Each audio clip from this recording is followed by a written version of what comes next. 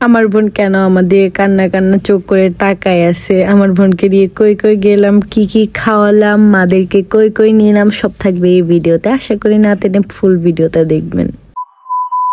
Hello everyone, বেকুনার জুজু সবাইকে নমস্কার and আসসালামু আলাইকুম। আশা করি সবাই ভালো আছেন, আপনাদের আশীর্বাদে আমরাও সবাই ভালো আছি। তো এই যে অফিস থেকে বাইর হয়েই জ্যামজট ঠেলতে ঠেলতে সংসদ পর্যন্ত পৌঁছাইছি। এখানে এসেও দেখি এত বেশি জ্যাম, যে বলার মতো না। তো কোনোভাবে আমি বাসার নিচে আসছি, এসে দেখি আমার মা, আমার বড় মা আর আমার বোন রেডি হয়ে বসে আসে আমার জন্য। কারণ আমি ওদেরকে আস্তে আস্তে কল করে রেডি হয়ে থাকতে বলছি। আমার বোনের হসপিটালে সিরিয়াল দেওয়া ছিল 6:30টায়, আমরা গিয়ে পৌঁছাই 7:30টায়। তাও একদম পারফেক্ট টাইমে পৌঁছাই। রিজন আমার বোনের সিরিয়াল ছিল 17। আর রিসেন্ট এত বেশি সবার অ্যালার্জি হইতেছে, কার কার অবশ্যই কমেন্ট করে জানাবেন। এটা নাকি করোনার টিকার কারণে আই ডোন্ট নো, বাট আমার বোনকে তো আমরা করোনার টিকা দিই না, তারপরেও ওর অ্যালার্জি। তো এই যে ধানমন্ডির সাইডেও এত জ্যাম, এই ইদানিং যে সব জায়গায় এত বেশি জ্যাম, পুরো বিরক্তকর হয়ে গেছে। এরপর এই যে রিক্সা থেকে নেমে আমি আমার বোনের হাত ধরে হাঁটতে শুরু করে দিছি। আমি আমার মাদেরকে অটো রিক্সায় তুলে দিয়ে আমি পায়ে রিক্সা নিছি, যার কারণে আমার মারা আগে থেকে গিয়ে ওখানে বসেছিল, বারবার কল দিতেছিল। তো আমরা স্টার কাবাবের ওখানে নেমে দুই বোনে হেঁটে হেঁটে যাই। পরে দেখি মা ওখানে বসে আছে দারোয়ানের জায়গায়। তো আমি একটু একটু ভিডিও ক্লিপ নিতেছি। আর এই যে হসপিটাল পপুলার, তো ওখানে গিয়ে তাও একটু বসতে হয়েছে, যেহেতু একটু দেরি হয়েছি। তো আমরা যাওয়ার পরে যে দুজনের পরে আমাদের সিরিয়াল ছিল। এরপর ডাক্তার দেখানো শেষ করে এই যে আমার বোনকে টেস্ট দিয়েছে, আমরা টেস্টগুলো করার জন্য নিচে নামতেছিলাম। আর এখানে না হসপিটালে ঢুকলেই কি বলবো, এত বেশি লিফটে গাদাগাদি করে ঢুকতে হয়, লাগে যে হ্যাঁ মুরগির খাঁচাই ঢুকছি।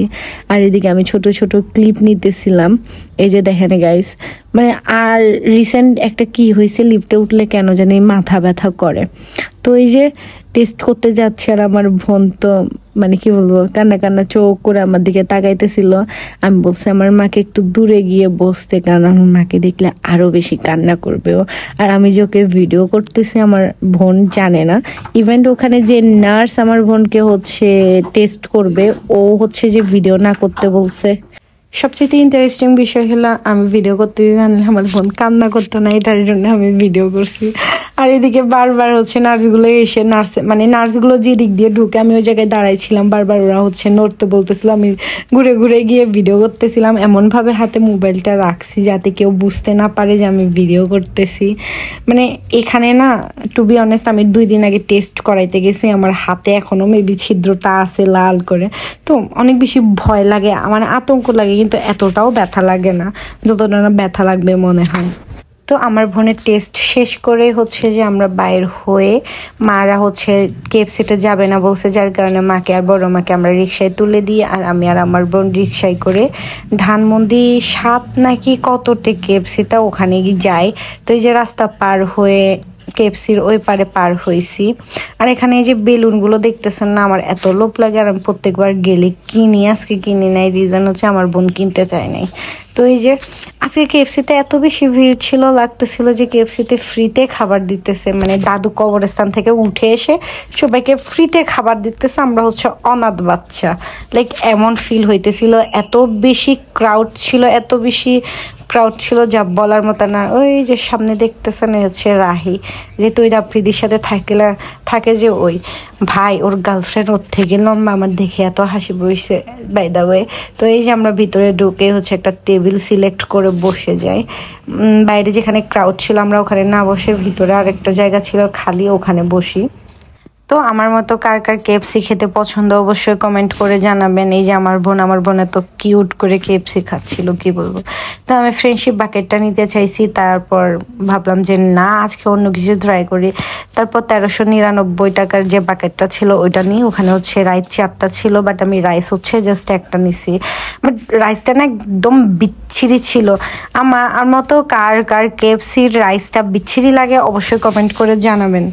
বাট চিকেনগুলো বরাবরের মতোই মজা। চিকেনের আমি জাস্ট ফ্যান, জাস্ট বলার মতো না। আর আমি তো বাচ্চাদের মতো অলওয়েজ হচ্ছে যে গেলে খাই।